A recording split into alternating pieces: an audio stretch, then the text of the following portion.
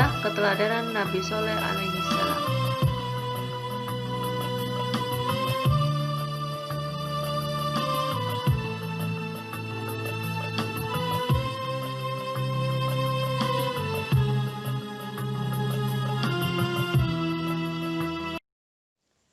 Assalamualaikum warahmatullahi wabarakatuh. Anak-anakku sekalian, bertemu lagi dengan Bu Jana. Materi pembelajaran kali ini adalah menceritakan kisah keteladanan Nabi Soleh alaihissalam. Tujuan dari pembelajaran kali ini adalah yang pertama, diharapkan kalian mampu untuk menyebutkan sifat-sifat terpuji apa saja yang bisa kita contoh dari kisah keteladanan Nabi Soleh alaihissalam. Yang kedua, diharapkan kalian mampu menceritakan kembali kisah keteladanan Nabi Soleh alaihissalam menggunakan bahasa kalian sendiri. Nah, untuk lebih jelasnya, yuk kita simak video berikut. Nabi Soleh berasal dari keluarga miskin dan sederhana. Namun begitu, Nabi Soleh adalah pemuda yang taat, yang hanya beriman kepada Allah. Nabi Soleh diutus untuk kaum Samud yang hidup di bekas reruntuhan kaum Ad. Kaum Samud ternyata lebih pandai daripada kaum Ad. Mereka mampu membangun lagi jaringan irigasi yang lebih sempurna guna mengairi lahan pertanian dan perkebunan. Berkat kegigihan kaum Samud, negeri tandus itu pun bisa dibangun kembali. Bangunan di tempat itu megah dan mewah. Gunung-gunung dipahat menjadi istana yang indah. Tanah di tempat itu juga subur. Pepohonan hijau dan buahnya lebat. Hasil panen selalu melimpah ruah. Seluruh kaum Samud hidup sejahtera dan tercukupi. Namun keberhasilan itu justru membuat kaum Samud lalai dan sombong. Mereka tidak mau menyembah kepada Allah. Mereka menganggap rezeki yang mereka peroleh bukan karunia Allah, melainkan hasil usaha mereka sendiri. Oleh karena itulah, Allah mengutus Nabi Soleh agar berdakwah untuk kaum Samud agar kembali ke jalan yang benar. Nabi Soleh pun mulai berdakwah. Beliau mengajak kaum Samud untuk menyembah Allah. Namun kaum Samud sama sekali tidak menghiraukan ajakan Nabi Soleh dan menganggap Nabi Soleh sebagai pembohong belaka. Kaum Samud lalu menuntut Nabi Soleh untuk mengeluarkan mukjizat.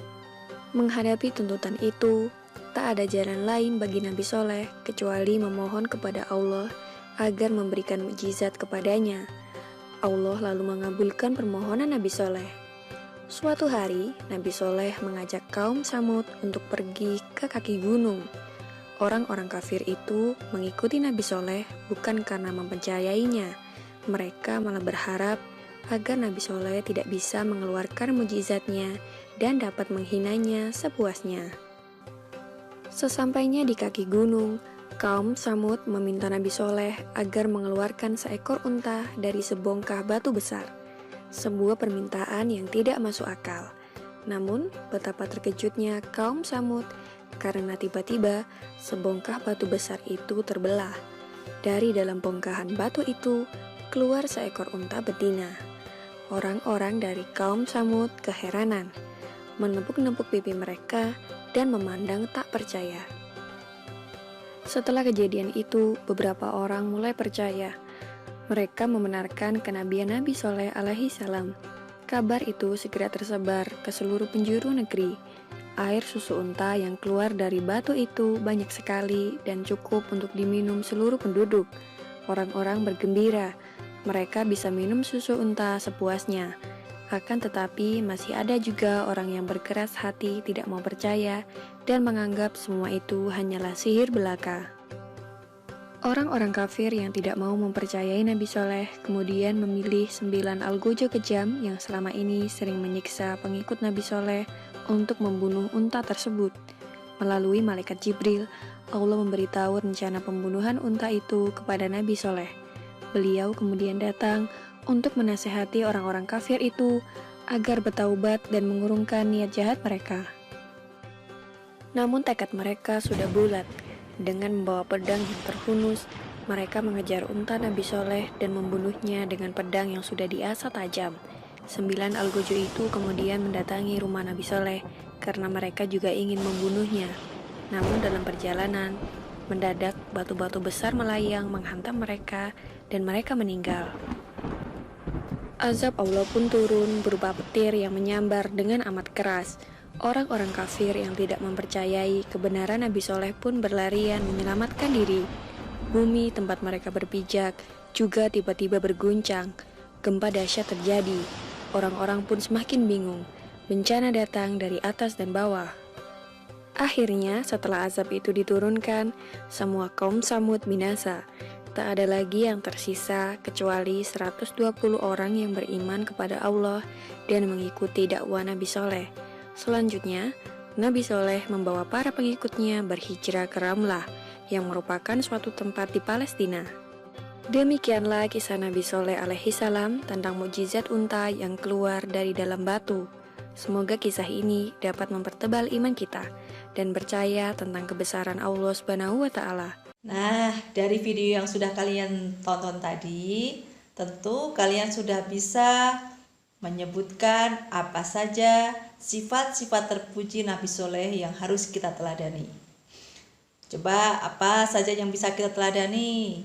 Ayo, yang pertama adalah sifat berani dari Nabi Soleh alaihissalam, di mana beliau dengan gagah berani menyampaikan ajaran tauhid kepada umatnya supaya mereka menyembah Allah dan tidak menyembah berhala.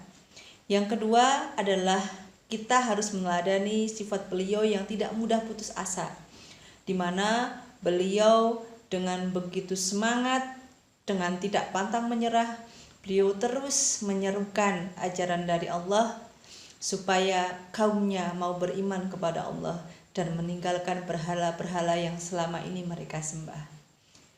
Oke, dari kisah Nabi Soleh alaihissalam tersebut, Bu Guru harapkan kalian mampu menceritakan dengan bahasa kalian sendiri. Sebagai tugas dari Bu Guru, silahkan kalian buat video yang berisi tentang kalian menceritakan kisah Nabi Soleh tersebut. Setelah itu kalian kirim tugasnya melalui WhatsApp. Dari kisah Nabi Soleh alaihissalam tersebut, semoga banyak hikmah yang bisa kita ambil dan bisa kita laksanakan dalam kehidupan sehari-hari. Sampai ketemu lagi. Wassalamualaikum warahmatullahi wabarakatuh.